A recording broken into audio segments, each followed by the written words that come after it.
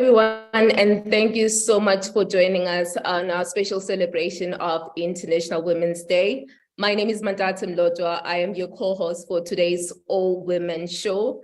Through the years, we have witnessed growth in the political participation of women worldwide, strengthening a hope that there is a changing tide. However, the road to making it onto the political stage comes with many challenges, from intimidation and humiliation to the high cost of campaigning. Most women in politics have to go well above and beyond the efforts of their male counterparts.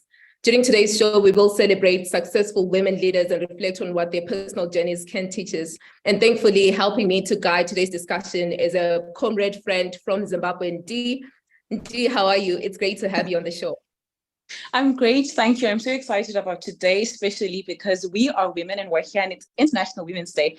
Thank you for having me. Thank you so much. So as a way of refreshing our audience, the Resistance Bureau focuses on major threats to human rights and freedom in Africa and worldwide, while shining a light on the enduring struggles for freedom.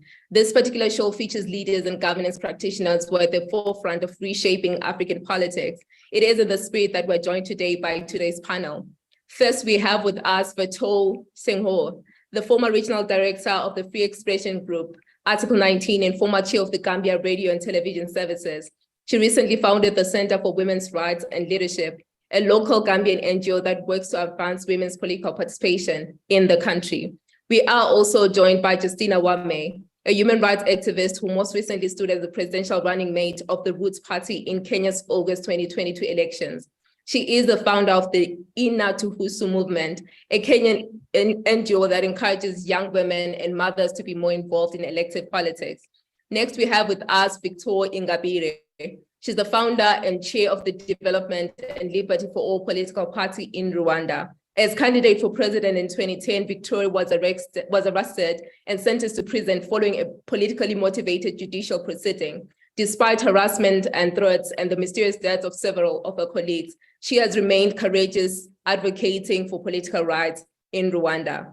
We are also joined by Magdalene from South Africa, a former member of parliament in South Africa and a previous national spokesperson for the African National Congress Youth League. She is a human rights activist, a lawyer, and founder of the Women's Justice Foundation, an NGO that seeks to improve the social and economic well-being of women in South Africa.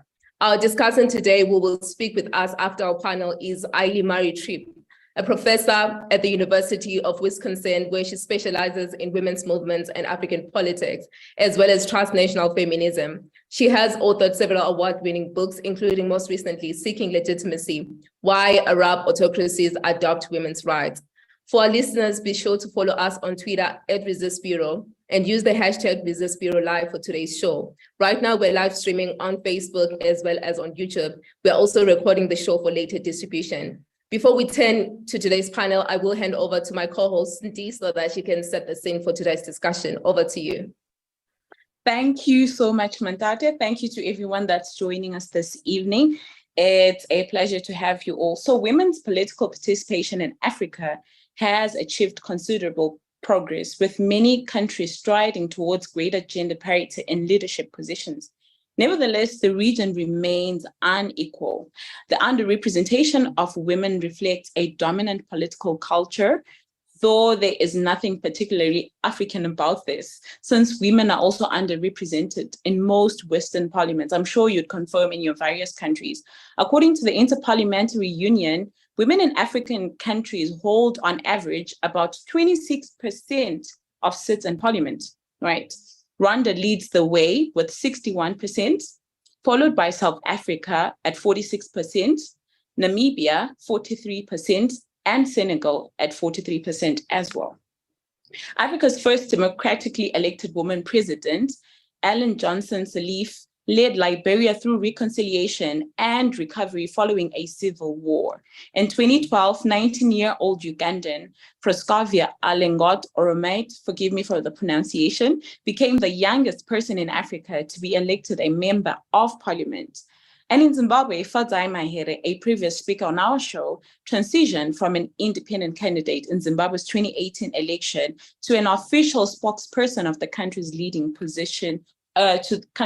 opposition party, political party. So despite these examples of women leading the way, barriers persist.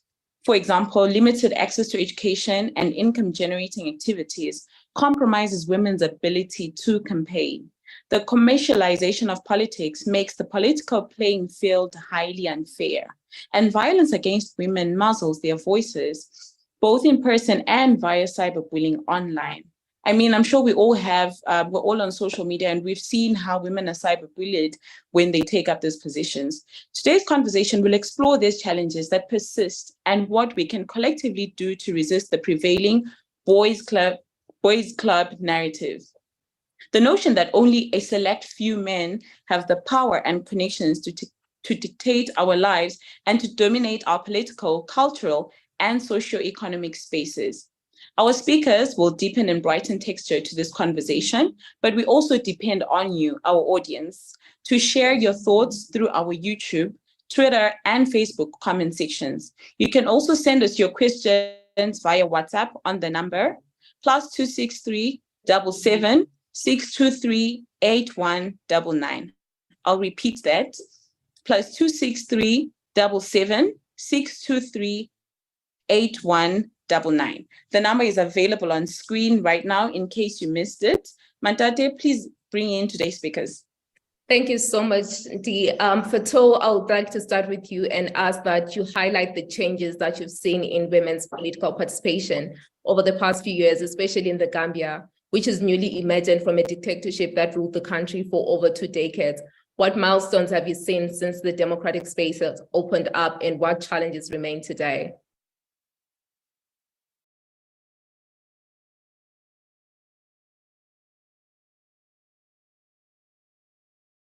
Fatou, if you're in the call, this question is for you. Hello? Yes, we can hear you. Can you hear me? Yes. Okay, thank you very much, and happy International Women's Day for everyone. Unfortunately, I think my connection is a bit weak.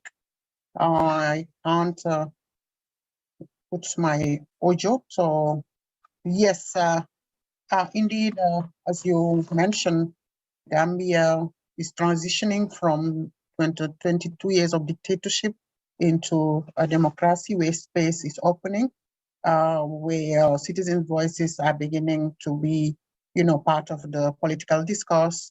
So really, we are in a big work in progress.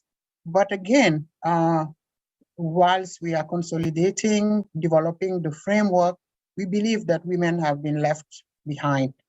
And that is a big unfortunate thing, given the role women play in the struggle for liberation of the country from dictatorship.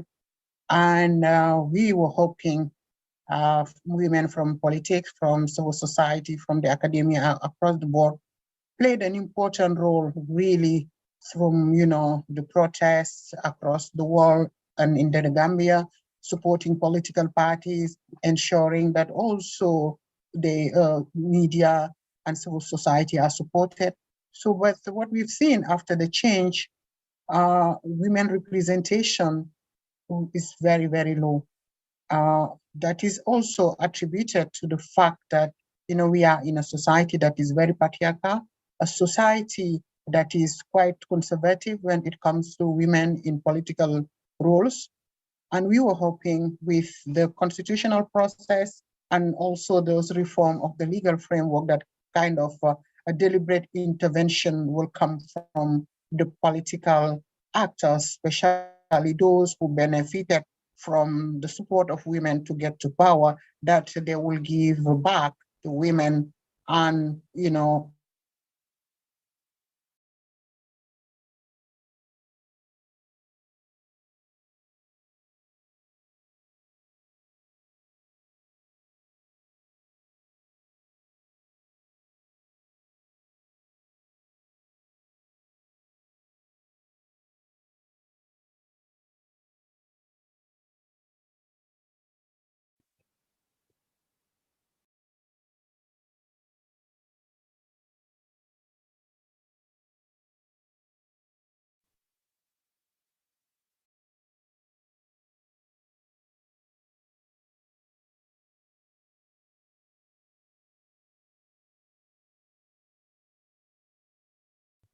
I think we might be having a bit of a challenge with her network, as she mentioned. We'll be able to come back to her a bit later in the conversation. Dee, over to you.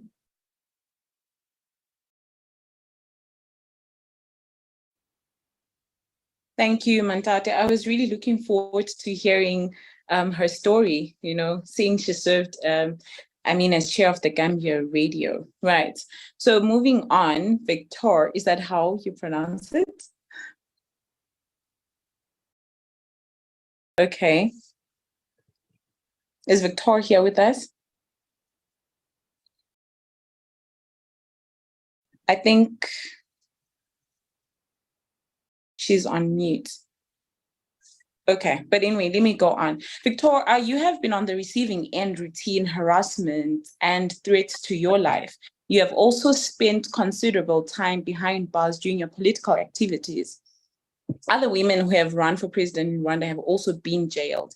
At the same time, Rwanda is lauded as leading the way in women's advancement due to the number of women in parliament. How do you explain these two different realities, if you get my question? Over to you, Victor.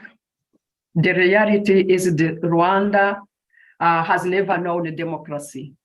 So this gaining and maintaining political power in Rwanda has been achieved through violence and until today. So if you participate you are not with the ruling party, it is not easy to have your right to participate in the politics. For example, today, I don't have any right to exercise my political right. Since I was released, I think now 5 years, I can't exercise my political right. And I think that is true that we have so many women in the parliament in Rwanda, but that does not mean that those women in the parliament can change anything. It is something it is bad for our country, because normally, in my view, women has to struggle for the democracy in Rwanda. I think that women, we have the capacity to struggle for the democracy. We have the capacity to struggle to eradicate the poverty. But the women that we have in the parliament in Rwanda, they did not work as change makers. They are not agent to change anything in Rwanda. And that is really a big problem we have. Thank you so much for that. The one statement that I think came out strong in your submission was the idea that you may have, the big number of women in parliament, but does that actually translate to change and also creating space for more women to take up space, women that really want to advocate for change? So I was going to ask you that on this program, we've had several other women from across Africa who founded their own political parties and have also run for president. Are there networks in which you're speaking to each other? What does solidarity look like in practice, and how might this strengthen the collective resolve of women to persist and to encourage those who shy away from politics on account of the ingrained toxicity? Yes, you are right. Normally, it should be the connection between the women who are in the politics in different countries in Africa. Because if you take a look in Africa, there are a few women who are active in the politics in Africa. But I think some countries who are developed, who have democracy, should support women in the other country like Rwanda, where you are women, you are struggle for the democracy, but the government does not tolerate you because you are a dissident voice. This, I think, I call all other women in different countries where there is democracy to support us. We are struggling for the democracy in our country. And for example, in July, Rwanda will host a meeting where different leaders, women, will participate in this meeting. You know something? When I asked to participate in this meeting, they refused me to participate. I tried to connect with the organizer of this meeting, these women who are in America, who are in Europe. But because they will be in Rwanda, they don't want to have a problem with the Rwanda government. They refuse to be in touch with me, and that I can participate in this meeting, and that I can give my view how women can improve the participation in the politics in different countries, among them the countries where they are dictatorial, like in Rwanda. Thank you so much, and I 100% agree with you on the need those that may have more progress, provide support for those that don't, but also, women from other places can learn from just the struggle, because I think from outside, like we said earlier, you just see the numbers, like it's leading in the numbers, but numbers don't always mean that all women get to have a voice. So I think it's very important that we find ways of learning from each other. And the one thing I also wanted to mention on the example that you gave of an activity that you wanted to participate in, but you couldn't because they wanted to preserve face in Rwanda. I think one of the things that Solidarity Next Strikes would also come in this instance, in the sense that more women understanding that you've been restricted, actually coming together and actually making the voice louder, that you need to allow space for all the women to participate, that would actually have more effect than yourself being the only person that's fighting for space. So Maggie, I'm going to bring you into the conversation because South Africa is one of the countries that leads the continent in terms of representation of women in elective politics. So my question really is, what did it take for you to get there as a country? And based on your experiences as well, what is needed to both sustain and to expand on that status of representation beyond South Africa?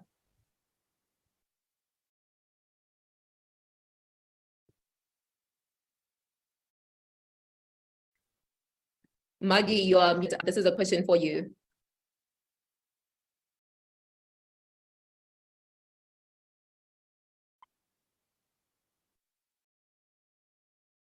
Thank you very much. Thank you very much to all the speakers prior to myself. Let me start by your question. What are the implications or the role of South Africa in respect of looking at the conditions that are currently being faced from what we briefly heard from the Gambia, and secondly, from Rwanda? I think the one thing that we must appreciate is that when we speak about a 61% representation in the parliament of Rwanda, we understand that that representation cannot go without efficiency and effectiveness, going back to the ground. So when we then have to understand why we need to execute our collective responsibility, we then need to look at issues of accountability and governance. And how do we then have the correct policy and practice in place in order to hold accountable those that have taken on representation, but also are we able to create an infrastructure or an institution that is able to then coordinate sufficiently that 61% into real terms, into real times, insofar as what then becomes, and I just want to share a few anecdotes that I'm certain that the ladies in this panel are aware of our history insofar as apartheid and the role that women have played in the struggle, but the role that women have also played insofar as the changing of law and legislation during apartheid, calling then the apartheid government to be able to consider and be able to efficiently and effectively say, okay, this is not just a white and African issue, because the women who took to the street in 1956, after the establishment and the consideration of the Freedom Charter, they were mobilizers, they were campaigners. They were in a position to say, black, white, colored, any color for that matter, we're standing together, because the right to vote is not exclusively for men. And so there was already that limitation that took away what we can understand to the rights of women, and they were being impugned in terms of their right as white women to vote, and worked together with their domestic workers, with their colleagues as campaigners, as organizers, to be able to ensure that there was some kind of a relook into the pass law system at the time, if we understand. Historically, we must remember that this did not just emanate from 1956 movement. This came even before the establishment and formation of the African National Congress in South Africa. So the point I'm making is that when we consider we have 61% parliamentarians in Rwanda, we've got 46 parliamentarians or those who are in significant positions in South Africa. How do we as civil society, how do we as professionals then hold them accountable on the ground? Because poverty, unemployment, inequality is growing extremely excessively and very rapidly.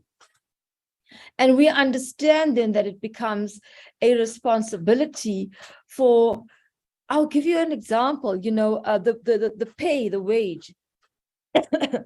United Nations Women at some point raised the issue of equal pay. Well, this equal pay issue has been raised in conjunction with the gender and feminist movement. But when we look at women in sport, and I will give you an example of Caster Semenya, I will give you an example of our Banyana, our soccer team, where women in sport were being treated unfairly, unequally, and that amounts to discrimination. So we don't need to choose those fruit that are high up there in order to achieve what we need to achieve by not looking at the low-lying fruit and being able to say, fine, these are issues that we can come together as women and say, we are not going to accept a scenario where this, because it's a man playing a sport and we win a World Cup, that we should be earning less. And hence, we need to look at those things that we are able to achieve at a low-lying front.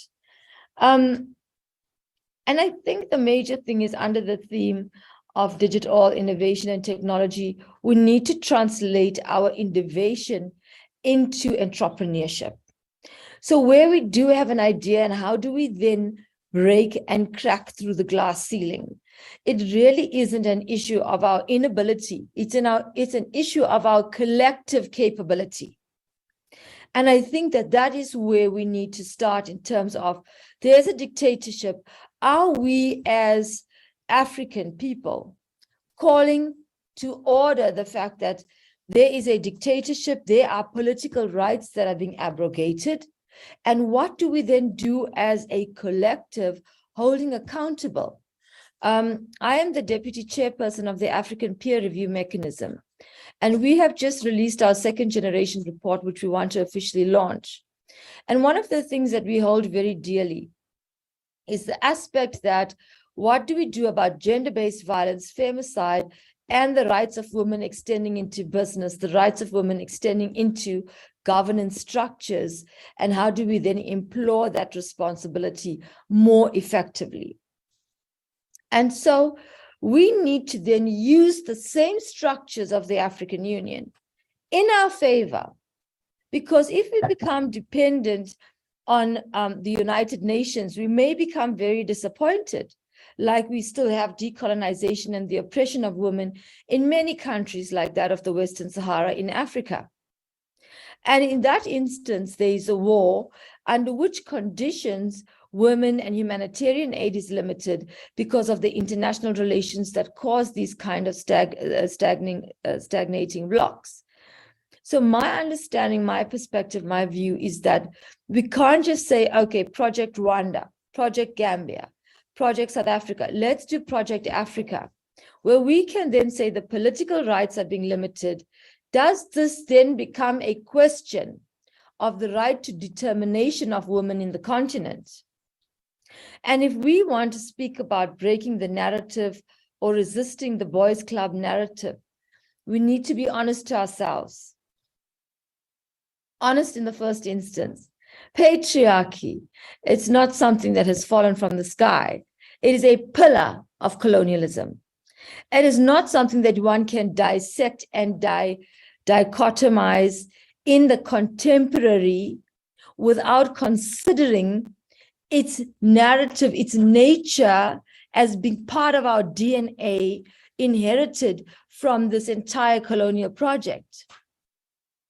And then when we raise these issues, we then want to then ask the questions, are we being, what I read today was, are we being manarchists? Are we being anti? That's not the issue. The issue is how do we create amongst each other that there are things, that there are insinuations that exist, which are forced in terms of the male company culture. And when we're speaking not only about government, not only about parliament, when we go into the private sector, we are going into a colonized multinational space and environment which forces us, A, to adapt to the culture as women, and to smile when we need to smile and speak when we're spoken to in the nice language that we must adapt. Or do we break the glass ceiling? And how do we do that? Are we able to change the rules of engagement between men and women from a multinational, from the private sector, from the state, as well as from the arms of government, including that of the legislature? So mine is that being a pillar of civilization and colonization, I think internalization becomes difficult to separate from oppression that women feel, because there is either oppression, there is a freedom in the household, but there's a limitation outside because there are different cultures that must be understood in terms of our responsibilities. And I do really, really have a strong conviction to want to urge that we start to look at those struggles that give us the space in which our voices are able to become louder. And that, for example, is how do we change our relationship with the planet, let alone our relationship with men? Because consumerism and what we understand to be the historical capitalist and global geopolitics is changing. Are we able, as game changers, as women, to enter into the dimension of what may not be a multinational argument? It may not be an argument of failure of 61% of women to deliver on their core priorities. Neither may be the same regarding government. But can we, as civil society, can we, those advocates, those who have voices, stand up and say, okay, what kind of a network, a platform do we create, not to be in a position to go back?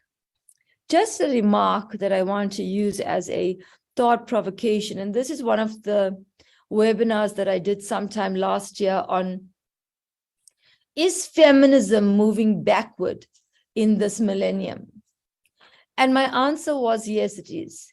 If we take the power of the conservatives in the United States of America, that being that of the Republicans, to be able to take away the right of a woman to choose what happens to her body when she is raped and impregnated by her rapist.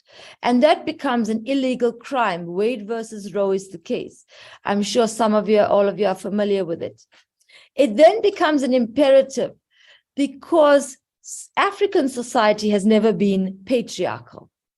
If you go to Evelyn Reed's understanding, we know that historically, even during the period, this is why Marx created the social capital for the woman in her responsibility and role in the household. It's not simply cooking and cleaning, and there's no value add on her responsibility.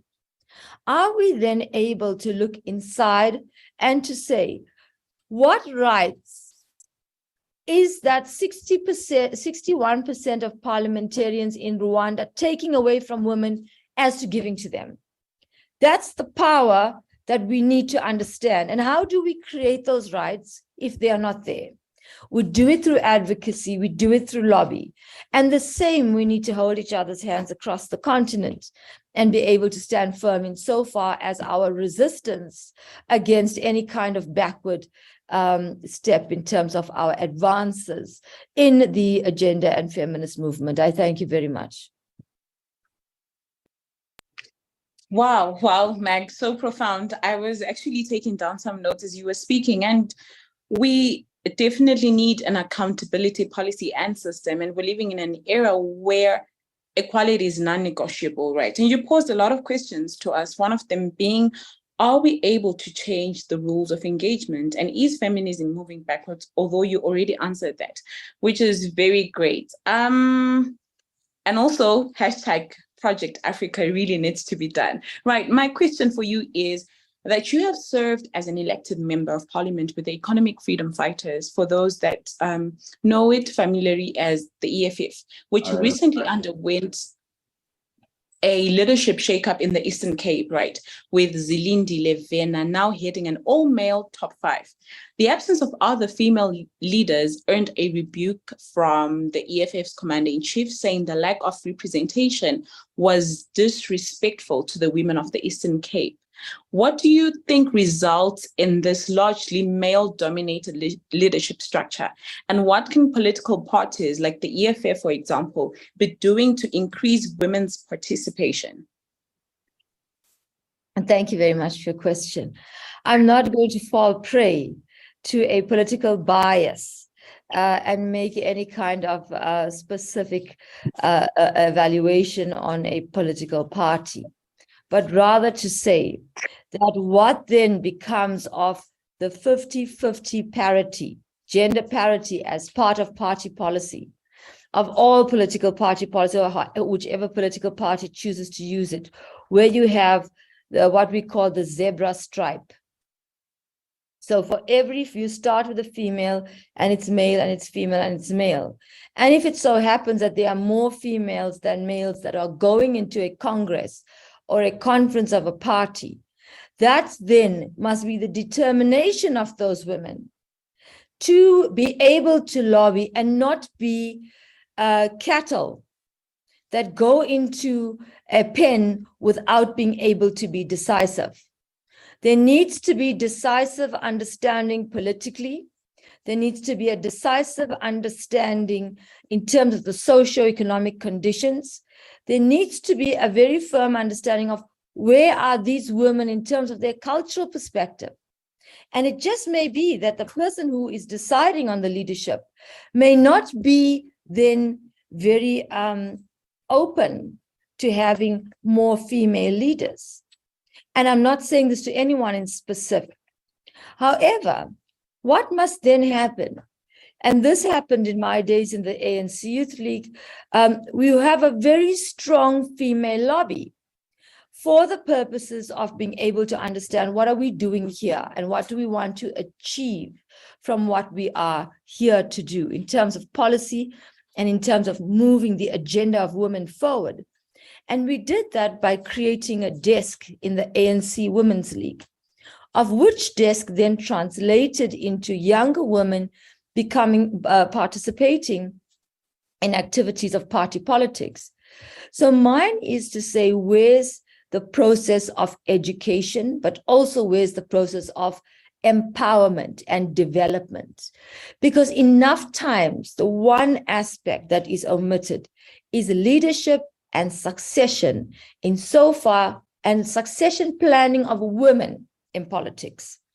And if women do not have the understanding themselves of how they want to create their own succession planning and amongst those around them, we will find ourselves like we do on this continent, with old men extending their distorted patriarchy over our lives and over the ability for us to succeed and create those ideas, generate those ideas, and create then a space for us to advance the interest honestly. Because I think one of the challenges we face is dishonesty amongst ourselves.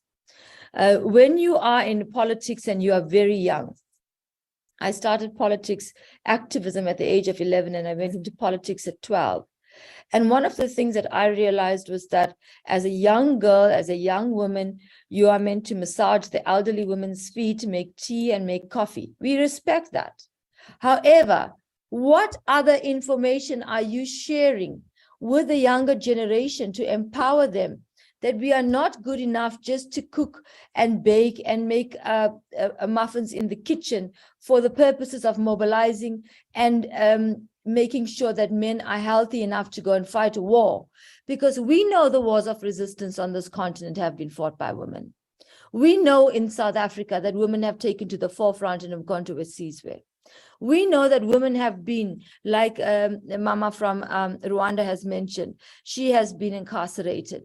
So to what extent do we then undermine our ability to take up arms if we need to, but also our ability to utilize our common intention and interest for the greater power and advocacy of women?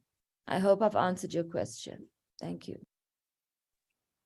Thank you so much. Absolutely. And I like that you did mention that we understand other languages as women. We understand a language besides being in the kitchen. We understand history.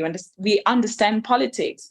So great conversation there. Thank you very much, Magdalene. Moving on, would like to speak to Justina from Kenya. So Justina, thank you for joining us if you are already here.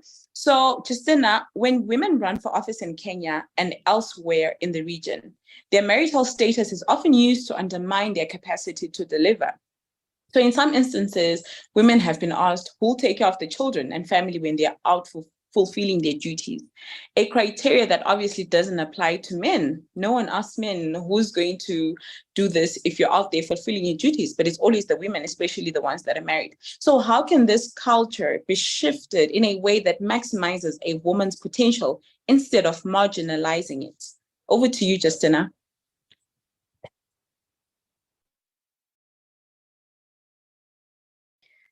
I hope you can see me and you can hear me. Well, the conversation in Kenya, you yes, can hear me. Thank you. Yes. Yes, marital status is a big deal in Kenya because I think that what has brought this conversation is that Kenyans want to feel that if they give you a position, you're well grounded in family, you're well grounded. But again, they want to understand that who is taking care of the children? Are the children being guided in the right way? Is the social fabric being protected when you're in politics? But I tend to think it was a male way of curtailing women to go into politics. And right now, the economy as it is, we are trying to tell men that in as much as women are stay-at-home parents, other times it's the women who go out to fend in other families and the men stay at home. So we are slowly changing the conversation. But I think that the integrity of women who went before us, some of them really put us at crossroads. Because in Kenya, they believe if you're in politics, then you must be a girlfriend to a man, you're either someone's girlfriend or the other job that women do. So it undermines the impact of women in politics. So how they see politics is like it's second to the oldest job that women used to do, even in the Bible. So that was a way of men trying to push women out of politics by saying that, no, you stay at home. But the moment women who are getting into politics, they've realized, like myself, how I circumvented the conversation was that, one, yes, I'm married, and my husband has always accompanied me. For us, we took it as a family vision. He's part of the campaigns, as opposed to if my husband would not support me, then going without his consent or the family consent, then I'll end up having issues. And interesting to note is that after the election in August 2022, there was a report on gender-based violence, actually domestic violence. And around 75% of women who went to politics reported that they had issues with their spouses. They were being beaten up. But it was because the men did not understand their vision. The men were never involved, or women felt like it's my vision. Women were defiant. And I always encourage women that in as much as you're going into politics, try and get buy-in from your family. Because if you go without their buy-in or their consent, you'll find they moved on without you and life just becomes different. Politics in Kenya has always been seen that women in politics are either divorcees or women who can't hold a home. But if women maintain the integrity, if women are not seen as girlfriends to party leaders or to whoever, the men in power, and women again need to perform. Because there's this notion, we have a position called the women representative in the counties. And now Kenyans are up in arms saying this position is not helping us. It is not adding value. It's only chewing into the salary, into the wage bill. And why Kenyans are saying that is because probably the men are feeling, why don't we have a male representative? But it was an affirmative action position. So mine is to tell women that don't let the men say, I told you so. I told you that women can't perform. I told you that as long as she has failed in her home, she can't perform. I want the women in Africa and Kenya to really outperform, do their best, whether it is your home is well, whether it's politics, you're doing politics that is not necessarily that you're someone's girlfriend, because being even someone's girlfriend waters down the women who have, there are women who have passion, they have integrity, they cannot be your girlfriend, they believe in doing things the right way. But when a girlfriend is given, one, she doesn't have the passion. When a girlfriend is nominated, she doesn't have the passion. So she will not even push for policies that are ecocentric. In my opinion, and it's a conversation I've been sharing in Natuhusu movement, which is in English, it's Get Involved. I'm trying to tell women, you don't need a man to pull you up. Just be different, just have new skills, just have, be creative and innovative. Think, when you give an idea that this is a solution to this, you'll stand out as opposed to what people have always done time and again. And just to wrap up, I'm listening to the conversations. I must say that Kenya is lucky because we have taken care of our hard issues. If it's women are allowed to register political parties, women are allowed to run for office without intimidation, violence, physical violence. The only bit that we are streamlining is cyberbullying. Now that is rampant in Kenya. Someone can really say something about you, which is a lie. So I must commend my country, and I think we are moving in the right direction.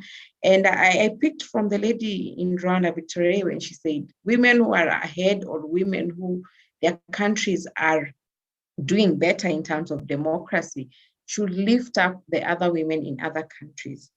But again, there's also another challenge we face, private sector. I mean, women are everywhere, but they're not on the decision-making table. And it goes to the same thing in politics. Women are seen to be the ones who sing in campaigns, who mobilize, but they don't want to allow us on the decision-making table. So the very important thing that you will not be allowed. You have to push, you have to, be rough like the men. And this is something I've noticed. A woman may have more money than a man in politics, the family is supporting her and she has her own money. But Kenyan women tend to not be confident. A man will come there with less your money, but he will really intimidate you. So if women have more confidence in, going for this seat and it is deliberate, you have the blessing of your family, then I think we will be achieving we'll be achieving having women on the decision-making table. But a challenge also to private sector. In our country, what I've noticed is that private sector do not want to be involved in leadership or politics, but they forget that politics and economy go hand in hand. So the moment they say we are aloof, we are waiting for the government of the day, and then they mess the economy, they mess up.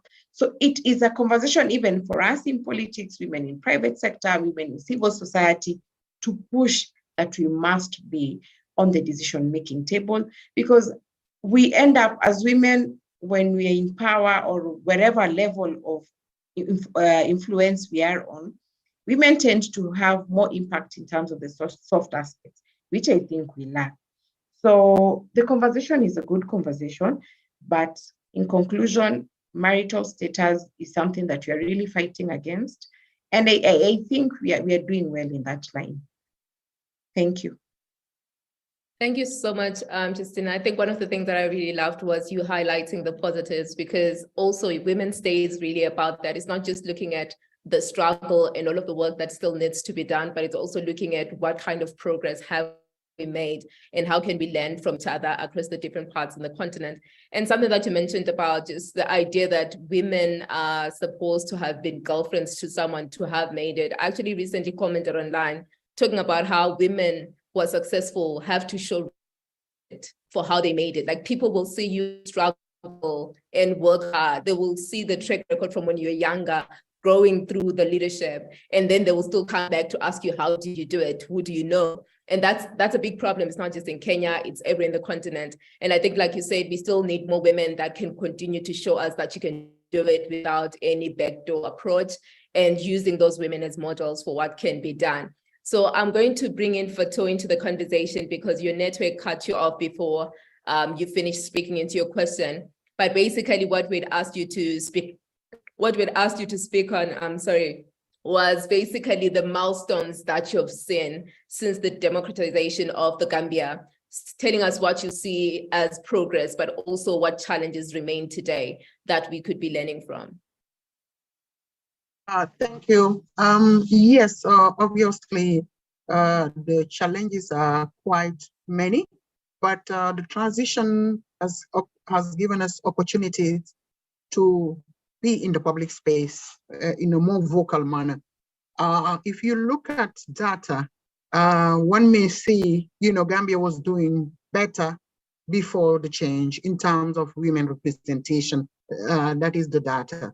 But those women were not also speaking out on behalf of women. It was more also, in most cases, especially the political appointments, they were there, but they were not advancing the cause of women. So as we speak today, yes, we have very, very limited representation.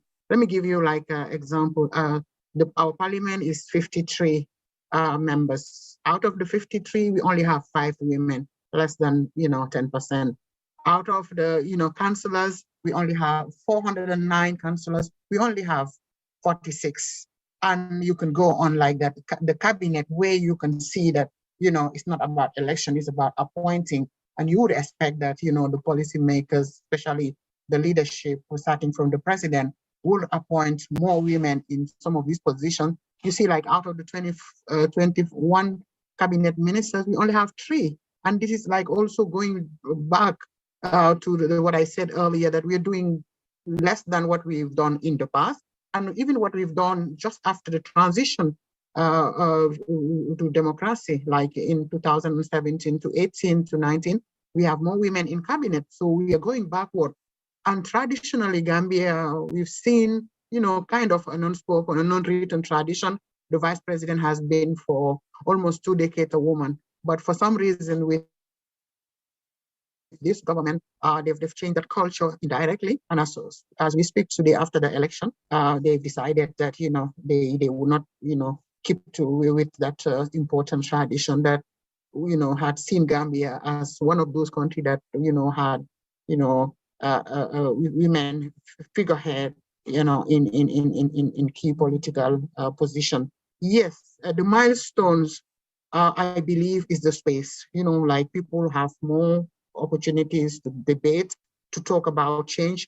As we speak, women organizations, through the different leadership of especially women parliamentarians, they're working to push a private members bill for women representation. 2 years ago, that bill was presented to the National Assembly.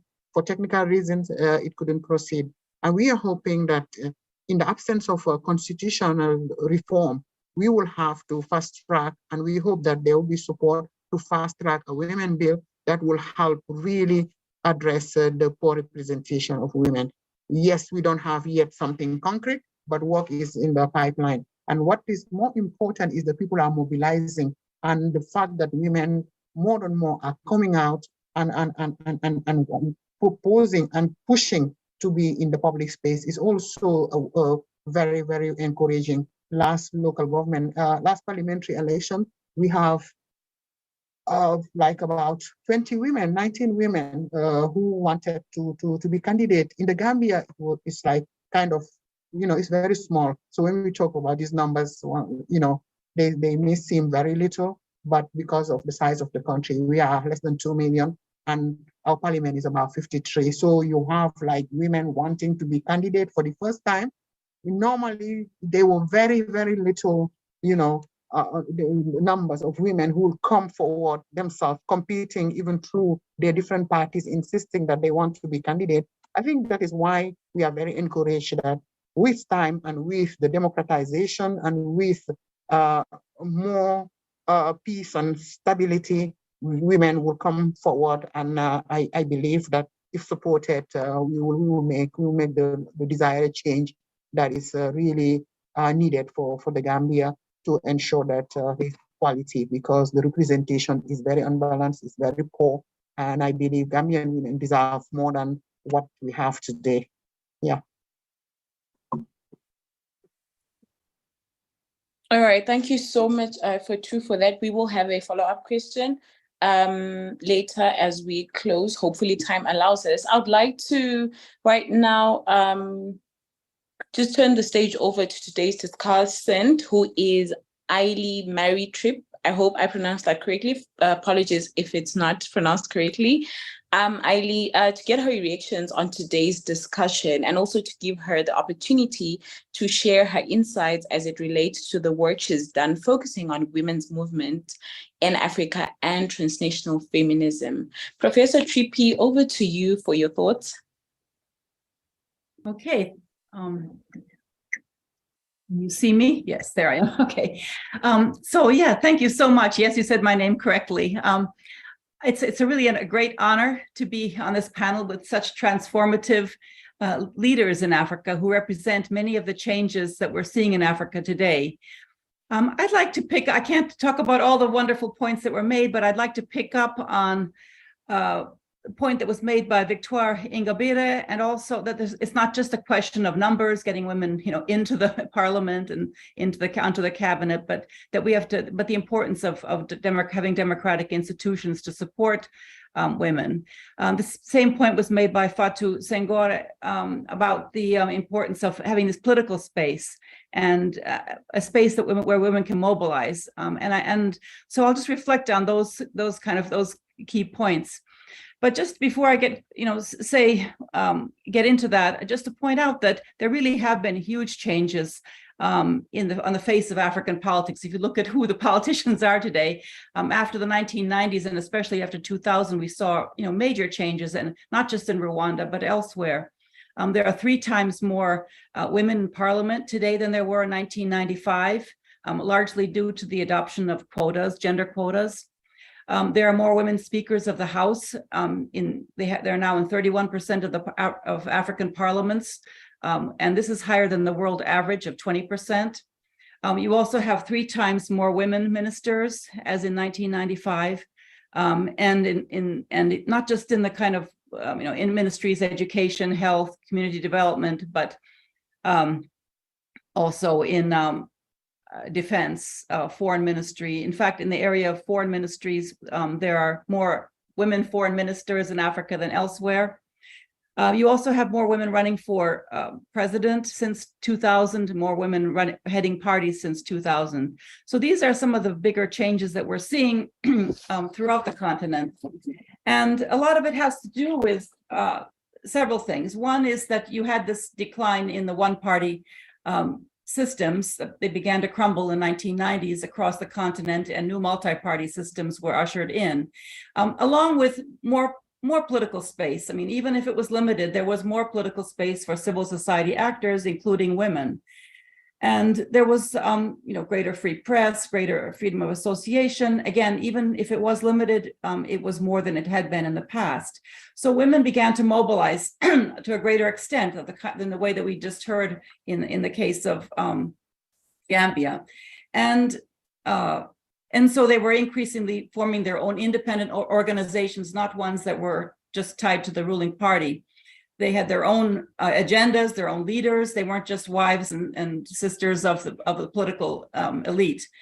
They were also able to form coalitions, many of which pushed for gender quotas and many other concerns, but did leadership training, encouraged women's political involvement, and so on. So these are so the opening of political space was very important, but also the end of conflict. There was a decline in at least 17 conflicts in Africa after 2000. And this then opened up some opportunities for women. The disruptions during the major civil wars necessitated changes in the political order, and it allowed for newcomers to come into politics, and women were among those. So you had changes in the political elite that allowed for women to come in. You also had, in the aftermath of conflict, you had peace talks, you had new constitutions that were written, new electoral reform processes, and all of these allowed for changes that improved women's representation. And then you also had the fact that women found common cause across party lines, across differences during conflict. And so they were, excuse me, looks like I got a frog in my throat there. But women were, it was not just some kind of innate desire among women to for peace, but they had common concerns around violence against women, the need for women in decision making, the loss of land during conflict. So all of these kind of concerns gave women added impetus to push for change. At the same time, you had changes internationally. So these were not just affecting Africa, but globally. Beginning with the major treaty on women, CEDAW, but mostly after 1995, the Beijing Platform of Action that was passed in Beijing at the UN Conference on Women, the fourth Conference on Women in 1995, that stipulated that all countries had to take some action to improve the representation of women in politics. You had the UN Security Council Resolution 1325 addressing women in peace building. You had the Maputo Declaration of the African Union, which was passed 20 years ago. And you had then pressure from regional bodies like SADC and ECOWAS. So this was in the backdrop of many of the changes that we saw, and it put pressure on governments to take action and to make some reforms. But the one dilemma that I see that hasn't been addressed perhaps as much, Victoire Ingabire commented on it, but it's something that worries me a lot about some of the trends that we're seeing, and that is that we've also seen at the same time the instrumentalization of women's rights, especially in authoritarian countries, where leaders are using women's rights to further their own agendas. So it creates a kind of a tension or a paradox, because on the one hand, you have women's rights activists that are pushing for inclusion of women, and they want to be at the table and they want to have a say in their own future. But at the same time, you have non-democratic regimes taking advantage of this momentum for their own purposes and their own agendas. And so, for example, in Rwanda, we've been talking about how they have 61%, women have 61% of the parliamentary seats. They have 55% of the cabinet seats, 40% of the local committee positions. But a person like Victoire can't exercise her political rights. In Tunisia, the president suspended the parliament and the constitution, fired the prime minister, and then appointed a woman prime minister in 2021. After a very brutal election in which the opposition was severely repressed, Ugandan President Yoweri Museveni all of a sudden appoints a woman to the position of vice president, prime minister, first deputy prime minister, and so on. These are not accidental appointments. These are, nor is the fact that they're primarily taking place in authoritarian countries, although not exclusively. And they're being done for lots of different reasons, not some good reasons, but partly in response to women's movement pressures, but also internationally they may be seeking international favor. They may want to expand their trade, their foreign direct investment, foreign aid perhaps. Domestically, they may also want to enhance women's status to increase women's labor productivity or to improve key industrial or agricultural sectors. In the case of, if you go away from Africa, go to United Arab Emirates, they're trying to diversify their economy, move it away from oil, and so they're promoting women. But politically too, countries may seek to soften a country's image after civil war or after military rule, or as a result of jihadist activities. I mean, this is something we saw in North Africa. They also may, I would say in Rwanda, this may be the case, that they're seeking legitimacy against a dismal human rights record and saying, look over here at all our women, but don't look over here at our human rights abuses. Or they may be wanting to showcase women leaders to assert global and regional leadership. Again, just to show, look, we're leaders, and we're modern, we're progressive. Look, we have so many women leaders.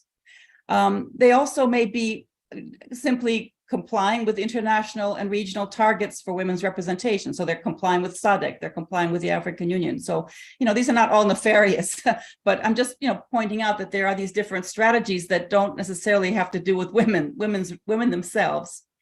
In an authoritarian setting, domestically, they may also be instrumentalizing women's rights to preserve vote share. So this is what I see happening in Uganda, for example. You'll notice that almost all the reserved seat systems are in authoritarian countries globally. And there's a reason for that, because there's a sense that you can control the women that are in those seats and that they owe you some kind of allegiance to the ruler. They might be used to expand coalitions of around different ethnic or religious groups, or they may be a way of, in the case of Morocco, it was a way of isolating extremist jihadists or Salafi elements. They were used women as a way to signal a different agenda. Or they might be just simply a way to increase favor among women voters. But it raises some dilemmas, and it's a mixed bag, and it's not straightforward. So trying to get electoral support, expand patronage ties, divert attention away from human rights abuses. I mean, this leads to a conundrum, especially in authoritarian countries where women are trying to push for change. And so you have people, for example, Miriam Matembe in Uganda, who was a minister of ethics. She was a leading parliamentarian. She was one of the main proponents of quotas during the constitutional making process. She was on the Constitutional Commission. Anyway, she was somebody who was very much supportive of the agenda of the ruling party of Museveni, the NRM. But now she says today, she told me in an interview, Museveni intended to offer women an opportunity to get into political structures. And his policy was supposed to motivate them and bring them on board so that their views could be heard and that they would be able to influence the governance agenda. As I talk now, the affirmative action, as you know, it's a double-edged sword. It can be used by those in power to sustain them in power. And so that's the question that I pose, is that, to what extent are women's movements in control of this process, and to what extent are they having their objectives met? And to what extent is this simply, in the service of another political agenda of a leader? And so those are some of the kind of dangers that I see in all of it. But of course, we want to celebrate the gains and the victories and the successes as well at the same time. Thank you very much. Thank you so much. I love the contextual analysis. I like the fact that we're coming from those lived experiences from the different countries, but we also came in to kind of trace it back from where it started and where we are right now. And one of the things that you mentioned, an example of affirmative action as something that can be weaponized. I think it's very, very important, because one of the things that I've seen we as a country struggle with, like Zimbabwe, for instance, is that for the past 10 years, we've had a quota for women that is constitutionally recognized. And one of the things that I noted with the quota was, instead of increasing the number of women that ran for and successfully were elected into office, the number went down. So you would, in every election, have a certain number of women, but then it didn't actually translate to other women being empowered, to political parties actually creating space, which is something that Maggie also mentioned, the idea that we need to actually talk about gender parity within political parties. So what I'd also done was to send out questions to the different panelists as well. So what they'll do is they'll come in and reflect on anything that you say that they might want to speak into, but I've also sent them a question, but also for the benefit of the audience, I'm just going to run through the questions, and the order in which they will respond is in the order that I'll call out the questions. So the first one is for Tol. So you served as the chair of the Gambia Radio and Television Services. My question is, how can these traditional media platforms, which lead the way in reaching rural and urban communities, positively advance women's political participation? So you answer your question and then you can also reflect on what Aili presented. And then Justina, your question is, last year you were a top leadership figure in the Roots Party, which was seen in Kenya and abroad as not doing enough on gender issues and also for pushing an aggressive male-dominated agenda. As we know, you later resigned from the party. Were those two issues related? And what lessons from that process do you think could help other women involved in political party work in Kenya and elsewhere to stand up and be heard? And then for Victor, your question, first of all, you had said you want to comment, so I'll give you the space if you still want to comment on what was said earlier. But then if you no longer have that comment, your closeout question is, what do you think could be done to get younger women in politics, not just as curtain raisers, but also as office holders? Because I think in a lot of times they get these support roles and not necessarily be empowered into elected positions. And then Maggie, your closeout question is a question to the Project Africa idea. Please expand on that and tell us maybe what the continent can collectively do to build towards that Project Africa. So it's Fatou first, Justina, Victor, and then Maggie. Thank you, Mantele. Yes, you see, public service broadcast plays an important role in many aspects, especially in a democratic and transition democracy. What we've seen in the Gambia also, and we all try to contribute to, is that, when the public service broadcaster was really a space that was closed for many years. So it's still not open in a sense of, truly a public service broadcaster where you have a robust political debate, where you have women's rights debated in a non-traditional manner. But I do believe that with the national broadcaster, it was, at least it played an important role for the past few years. It's not enough, but opening up the space for women, including women staff, but also women politicians. It is difficult for women in the opposition to have access. That is something that is deplorable.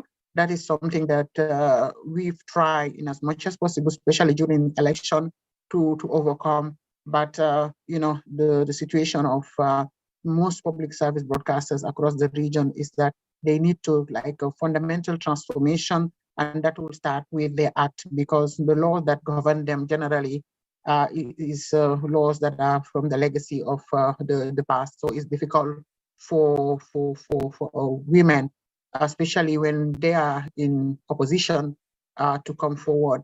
I do believe, though, that women political participation as a process, I think the public service has been quite active, like many media outlets, in promoting the activities of women and accompanying them. Obviously, in the rural areas where you have all the challenges, such as access to electricity, access to some other public services, it's very difficult really also to get the media like you will have in the cities or in the urban areas. So yes, there's a lot to be done in terms of the role of public service, and also looking at how to work with community media to ensure that the media plays more positive role in promoting and advancing women political participation, because it is in those communities where you have deeply rooted traditions of patriarchy, deeply rooted tradition where women do not take the center stage. That's where you need more public awareness, debate, and access to information that will help those communities also to support their leaders and to support also women who want to vie for public offices. It is important. Yeah, I believe what Aili said is really quite she touched the real issues, and I do believe her research, her reflection concur with the reality in most countries. I've seen it in the Gambia in the past, as I said. Sometimes if you just look at the numbers, you will think, yes, you have more women in decision-making positions before, but what did they do? Whose agenda were they on? They didn't make much difference, especially in critical situations where women were oppressed. For example, I give an example. We had a women vice president, we have women ministers of justice. We have so many women in very, very critical positions. Women were abused. They were, sexually, violence in detention centers. And at no given time, there was no of those officials who raised their voice, who used their powers, who used the fact that they are women to address the issues, even with the president. They were all quiet. So I do believe that the fact that you have the numbers sometimes do not necessarily mean that you will make progress when it comes to policies. And there are so many other countries. I agree with Victoria. With so many other countries where you have the representations, but in terms of the policies, we are not progressing that much. And also in terms of the representation in other spheres, for example, in a country like Senegal, where you have significant representation in parliament, but representation in cabinet is still very low. Representation in other public institutions also is very low. And you would think that because you have a law on parity that provides for 50-50, that you will see that as a kind of a springboard, as a booster for the decision makers to make it across the board. But what they're doing is just they limit it to decision-making body. So they just strictly use it, as the law says. So whenever the law says, is silence, they will not make any progress. So it means that political will is not there. And we see it in other countries, like in the region. Just to come back to the Gambia, yes, there's a lot to be done in terms of public awareness, in terms of, pushing and putting more pressure for the political will really to be there, because I believe the situation of the Gambia is lack of political will. Thank you so much, Vito. Over to you, Justina. I'd seen you've been requested to give Maggie, or Maggie is okay. I can continue.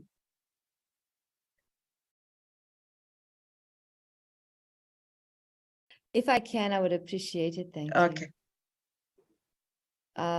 Thank you very much, and thank you to everyone. I see my question is, how do we expand what I refer to as Project Africa? Well, obviously that has to be changed to involve something in the light of International Women's Day. But the intention is to say, who are we as a continent? Are we not the breadbasket of the world? Are we not also providing the demand and supply in terms of labor? So our ability in terms of our self-sustainability is always so easily compromised because of wars and division, etc., in the continent. But we are still able to maintain our responsibilities outside our shores. So that is where, in terms of a global economy perspective, we need to start thinking deeply and internally, and understanding and appreciating that, we have so many trade agreements, regional trade agreements. To what extent are we then not only proportionally represented in our parliaments, in our various places that we've spoken of, but are we also represented in international trade to the extent that we need that representation? It's always easy to take a woman and put them into a position where they can then be busying themselves with the matters that are, I would refer to it as the house. So your country is your home, obviously. But what then happens when you are restricted from your movement in order to be part of decision-making that can add the soft issues? We're now faced with a global fuel crisis. There's a huge change in economic politics. And where are we at the gravitas of that? So when I speak about how do we then create a Project Africa, I'm speaking about us taking our hands, our capabilities, putting them together and being able to then say, do we actually make decisions Are we there as some form of, and I don't want us to persist on the question because is it Ms. Tripp, who says that, we've made huge changes in so far as from 1995 to now. We're talking about almost 30 years. 30 years is the lifespan of some people. 30 years is 3 decades. We can't be in a position where we see ourselves as having the time. And when I speak about Project Africa, and I wonder and ask myself about the interest, for example, in the United States in determining who and how our relations should be with whom and why, that takes away our ability to exercise our determination as women for the purposes of also being able to recognize with the plight of women who may not be as grander off than we are in Africa, because we really do need to take this as a moment to lead. And that is what I mean by that, Mantate. I want to thank you and thank everybody else for having me. I need to excuse myself at this point. I'm really gracious, but I have shared my email address if anybody would like to contact. Thank you very much. Have a good evening and enjoy the rest of your International Women's Day. Thank you so much, Maggie, for being a part of our conversation. We're hoping to stay connected with your work as well. So I will hand it over to Victoire. I think we finally get the pronunciation of your name. Yes. It is good, but my pronunciation in English is not also good. So, but okay. I would like to add a comment to what Justine and Maggie told us. I think that as women, we must resist the temptation to feel that women's rights are a gift granted by the dominant men's club, but to see them as women's rights that have been denied to us for far too long. And equally, we must resolve the resist to tendencies by men who are in the government or who are in the politics to use gender equality agenda as a mere public relation exercises by putting the women in a position of power to impress the world, like it is in our country. But they are in a position, but they can't take any decision. They have no really political influence. This I think that we don't have to accept it. This is also my answer to the person who asked me what should be done to the younger women to get them in the politics. First, these younger women should understand that you have a right. It is all right as women. It is not a gift granted by men. They have to understand it. And second, I think what I do many times, I try to organize the discussion group about different issues with the younger girls and to stimulate them, to motivate them to be involved in the politics. Of course, it's not easy in my country. For example, today I have the member from my political party, Claudine. She is 20 years old. She's in the prison since October 2021, only because they read the book called Blueprint for Revolution. That is, to read that kind of book, it is a crime in Rwanda. She is now in prison and don't know how long she will spend in the days or for years in the prison because she's not yet compelled before the court. But this is the kind of the problem the younger women have in a country like Rwanda, where there is no democracy. They are afraid to be committed in politics because they are afraid to be in prison. And I told you about Claudine, but it has also Leonir. Leonir she's also a member from my political party. She was imprisoned when she was, I think, 22 years old. And she was in the first year in the university, and she was arrested because she attended the meeting organized by the Secretary General for my political party. She spent 2 years in the prison. When she was released, 1 year later, she was again arrested and spent 7 years in prison. And she come back and she go back at school. And again, 1 year later, she was arrested again and spent again 2 years in prison. And when she come back out of the prison, of course, she has a boyfriend. She said, this time you will not go back to a school, but I will marry you, because if you go back at school, then you will be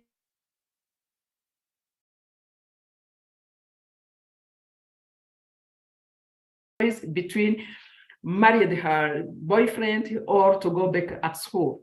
She has married, now she has a kid. This is cannot yet go back at school, maybe later. But this is the kind of the problem made these young women in the politics, and that make them afraid to participate in the politics in the country like Rwanda. But I motivated them. I said that we have to be among the solution of our country. As women, we have to, the majority of Rwanda population are women. This I say, the solution, the good solution of Rwanda should be done by women in Rwanda. And that's what I do, and that's they can do to discuss about the issues in the countries, and by telling them that we as women, we can participate in evolution and the development of our community or our country. Thank you. Thank you so much, Victoire. I think it was so powerful just listening to the human stories, the human experiences, because I think today Women's Day is about that, the women that stood up, the women that stand up, and us having, to stand in solidarity with them. And I love what you say, that you're motivating them. We need more women, like you, women that are inspiring young women that are building the resilience of young women. So thank you so much. Justina, we will have your closing remark as well. Oh, let me first comment on Victoria. In Kenya, when we hear Rwanda, we think it's heaven, So it's good you're talking about it. And it's a conversation. You're shaping now the conversation. So back to my question. Actually, I wish Professor was here. I would tell her I'm one of her statistics. Because she said that most of the time when women go into politics, they drive an agenda of the men. So when I was picked as running mate, I felt the conversation that time was that you need a woman running mate, so woman running mate. But the women are seen as flower girls. So you're not supposed to talk or comment or give insight. So on whether we were not, the party was not big on gender issues, but I believe they picked me as a running mate just to make it look cosmetic and as a flower girl. And also the male-dominated agenda. True. But I always think like men, you work with the opportunity that you're given and try to make the best out of it. However, the question of the day that time was how the government, or rather how the parties are proposing to deal with the high cost of living. So the question of the day was economic upswing. So I believed what you were pushing was geared towards economic upswing. But did I resign because of that? Yes, I resigned, and because one, I resisted the boys' club mentality, the conversation we're having now. Though also there was so much lack of honesty, because we had our own agenda, and then the party leader then started pushing our competitor's agenda. And when I spoke to him, he would say, this is my party, you go get your own party, So I felt my voice was being stifled. And because I'm not a flower girl, I chose the hard way, the difficult road, which women many a times prefer the easy way out. You get a job because you're someone's girlfriend. But I had lessons from this conversation and my experience then. I decided to be very, very deliberate, very, very deliberate in terms of, one, I was not there because I'm anyone's girlfriend. And that is why I encourage women that be in a position because you're creative, you have skills, you're innovative, you can solve a problem, Don't choose the easy way out. And about women not being loyal to the women agenda. I agree. Women are not loyal to the women agenda because they have to be loyal to the men who gave them positions. I mean, if you try and talk and this man has given you a job, you're going to lose that job. And in Kenya, politics is very lucrative. The salaries are very big. And so we end up having not the right women in politics because they're out to be loyal to the man and their own interests. So when I look at the whole experience, I can say that I broke a glass ceiling by resisting that a man is going to be, to domineer me. So it was a very good experience, but how I wish that the future generation of women, if for sure they are deliberate about the change, about changing our country in Kenya and Africa as a whole, then they need to ensure that they have integrity. And no one can even say anything about them. You're doing your job so well, you're creative, you have integrity, and you'll be loyal to the women agenda. But if you sit back and start thinking that the easy way out will get us there, it will not. So I must say that I agree with Professor that the women agenda has actually been used to push the male agenda as long as women are seen as flower girls. Thank you. Very interesting comments there, Justina. Unfortunately, we don't have time, but I'll definitely, please leave your email address somewhere there so that we can get in touch. It's been an interesting conversation, and I must say my takeaway from all this conversation that we've been having from all the speakers is that women should be allowed to exercise their political rights without fear. I mean, it's so sad to hear that women are being jailed and imprisoned just for wanting a fair share in politics. And also, we don't need men to pull us up. That was from Justina actually earlier when she spoke. And with more peace and with our collective capabilities, we can resist the boys' club narrative. That's what I can say is my take home from this conversation. Thank you so much. Over to you, Mandate. Thank you so much, Ndi. Would have loved to keep the conversation going, but as you've said, time does not permit us to do so. So a special shout out to our panel of experts for a job well done. Our team at the Resistance Bureau looks forward to keeping in touch with all of you and to highlighting the important work that you're doing moving forward. You inspire each of us, and thanks again for taking the time to be with us today. And of course, thank you to our audience for engaging with us and for tuning in. Please stay in touch between shows by visiting our website, www.theresistancebureau.com, and by subscribing on our homepage to get updates on the show, as well as show summaries and participant videos. On our website, you can also revisit past shows, all of which are saved in the episode section. We're also on Twitter and Facebook, Instagram, and on YouTube. We have all the bases covered. As a final note, the continued impact of this program is a real testament to the efforts of our entire team. A big thank you to Temegani Unti for stepping up in a big way today and filling in our co-hosting duties at the last minute. And as always, thank you to our tech manager, Peter Dory, and our co-producers, Jeffrey Smith and Nick Chisman, who worked behind the scenes to make today a successful show. Thank you again, everyone, for joining us today. We truly appreciate it. Stay safe in the meantime. Keep fighting the good fight, and see you next time. Goodbye.